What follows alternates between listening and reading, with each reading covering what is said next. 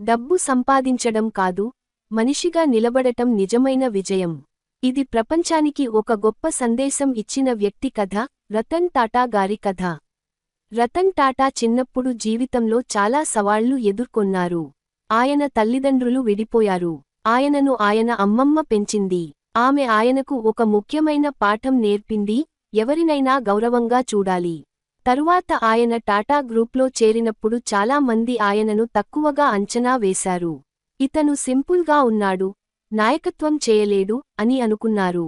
కాని ఆయన మాటలతో కాదు, పనులతో సమాధానం ఇచ్చారు. అతను నిశ్శబ్దంగా కష్టపడ్డాడు, సహనంగా నేర్చుకున్నాడు. చివరికి టాటా గ్రూప్ను ప్రపంచ స్థాయికి తీసుకెళ్లాడు.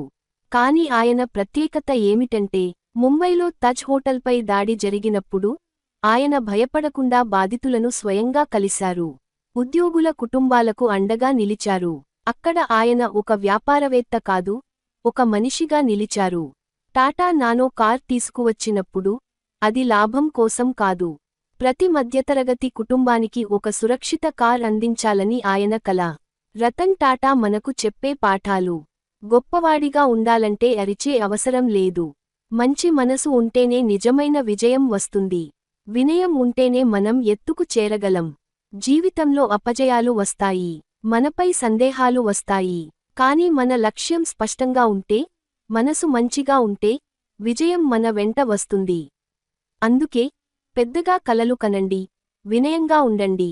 మీ మూలాలను ఎప్పటికీ మర్చిపోవద్దు. ఎందుకంటే నిజమైన విజయం మనసులోనే మొదలవుతుంది.